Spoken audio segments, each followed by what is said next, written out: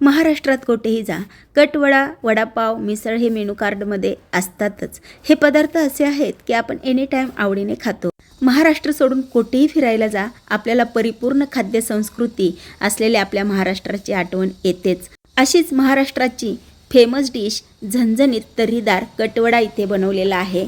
कटवडा बनवण्यासाठी 2 कांदे, टोमॅटो, खोबरं, कोथिंबीर, आलं, लसूण आणि काही खडे मसाले घेऊन थोडंसं तेल टाकून सगळे जिन्नस हे चांगले परतून घेतलेले आहेत. थंड झाले की मिक्सी जारमध्ये घालून या पद्धतीने त्याची पेस्ट केलेली आहे. तेल घालून त्यामध्ये पेस्ट घालून चांगलं तेल सुटेपर्यंत वाटण हे परतून घेतलेलं आहे. त्यामध्ये काही मसाले घातलेले आहेत. कोथिंबीर घालून सगळे मसाले वगैरे आपल्याला परतून घ्यायचे आहेत आणि गरम पाण्याचा वापर करायचा आहे. गरम पाणी घातलेलं आहे. मीठ आणि कोथिंबीर घालून अगदी 10 मिनिटं मंद आचेवर ही तर्री आहे ती उकळू द्यायची आहे. म्हणजे छान तर्री येणार आहे. खमंग पाहताच खावेसे वाटणारे बटाटे वडे सुद्धा तयार झालेले आहेत.